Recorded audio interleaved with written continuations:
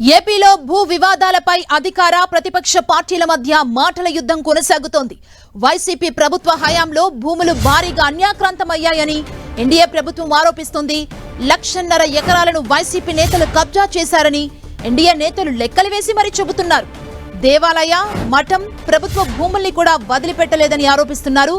Madanapalle RDO ఆఫీసులో రికార్డులను దగ్ధం చేశారని కూడా ఎన్డీఏ ప్రభుత్వం ప్రస్తావిస్తోంది. వీటిపై సమగ్ర విచారణ జరిపి చర్యలు తీసుకుంటామని అధికార పార్టీ నేతలు ప్రకటిస్తున్నారు.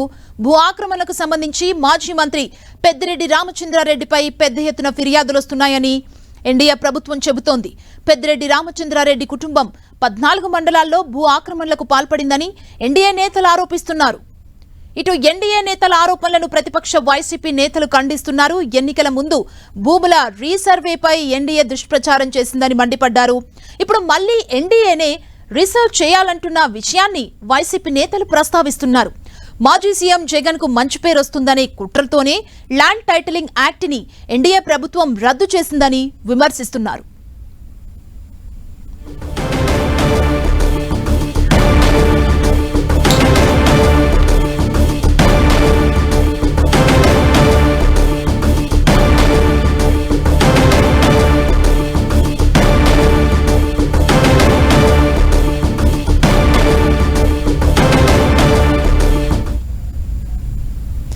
ఏపీలో భూ వివాదాలపై అధికార ప్రతిపక్ష పార్టీల మధ్య మాటల యుద్ధం కొనసాగుతుంది. ఇదే అంశానికి సంబంధించి మరింత సమాచారం మా ప్రతినిధి జయరాజ్ అందిస్తారు. జయరాజ్,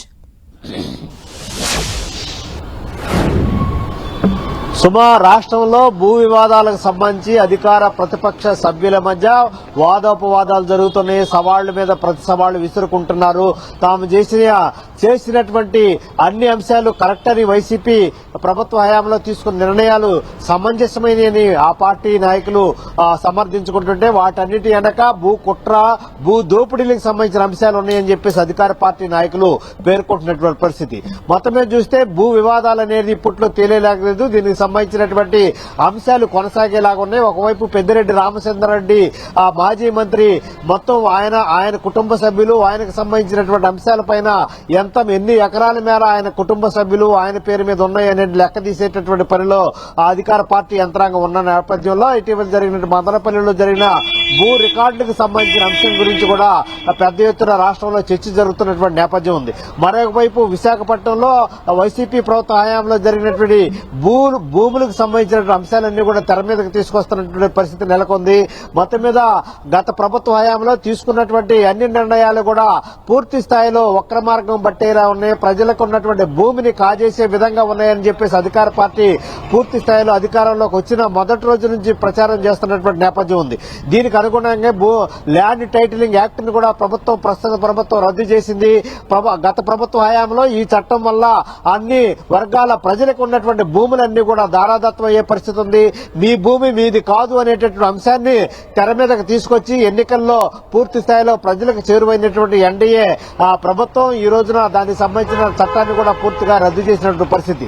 మొత్తం గత ప్రభుత్వ హయాంలో 1,50,000 ఎకరాల మేర భూ దందాలు జరిగాయి, అక్రమాలు జరిగాయని చెప్పేసి ప్రజలకు తీసుకెళ్లేటువంటి పరిస్థితి ప్రస్తుత ప్రభుత్వంలో ఉంది.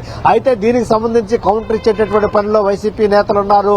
ప్రభుత్వం పూర్తి స్థాయిలో 2 నెలల వ్యవధిలోనే యూటర్న్ తీసుకుందని చెప్పేసి ఒకవైపు నిన్న అంబటి రాంబాబు మాజీ మంత్రి అంబటి రాంబాబు కూడా పేర్కొన్నటువంటి పరిస్థితి. ప్రజలకు ఇచ్చినటువంటి హామీలేవి నెరవేర్చేటటువంటి పరిస్థితిలో లేకుండా గత ప్రభుత్వ హయాంలో తీసుకున్న నిర్ణయాలను తూర్పారబట్టే పనిలోనే ప్రస్తుత ప్రభుత్వం ఉందని చెప్పేసి వైసీపీ అభియోగాలు లేపుతున్నటువంటి పరిస్థితి. 2 నెలల వ్యవధిలోనే యూటర్న్ తీసుకోవాల్సిన అవసరం ఏమొచ్చింది? ల్యాండ్ టైటిలింగ్ యాక్ట్ ప్రజలకు చాలా ఉపయోగం. రాబోయే రోజుల్లో భూ వివాదాలకు సంబంధించి ఎలాంటి ఇబ్బంది లేకుండా చేయడం కోసమే ఆ చట్టాన్ని తీసుకొచ్చామని చెప్పేసి వైసీపీ నేతలు అంటుంటే మొత్తం టీడీపీ మొత్తం ఎన్డీఏ ప్రభుత్వం సంబంధించి ఆ చట్టాన్ని పూర్తి స్థాయిలో రద్దు చేసింది. అయితే రాబోయే కొద్ది రోజుల్లోనే పూర్తిగా దీనికి సంబంధించి ల్యాండ్ టైటిలింగ్ యాక్ట్ ని చంద్రబాబు నాయుడు మరొకసారి తీసుకొస్తారు. దీనికి సంబంధించి కేంద్రం నుంచి కూడా ఉన్నటువంటి పరిస్థితులన్నీ కూడా అవగాహన చేసుకుని పూర్తిగా చట్టాన్ని అమలు చేసే దిశగానే ఎన్డీఏ ప్రభుత్వం కూడా వెళ్లొద్దని చెప్పేసి వైసీపీ నేతలు అంటున్నటువంటి నేపథ్యంలో ఎక్కడెక్కడ భూదందాలు జరిగాయి, ఎంత మేర జరిగాయి, వాటన్నిటిపైన సమగ్ర విచారణ చేసి చట్ట ప్రకారం చర్యలు తీసుకుంటామని చెప్పేసి ఎన్డీఏ ప్రభుత్వం పేర్కొంటుంది. Thank you Jayaraj.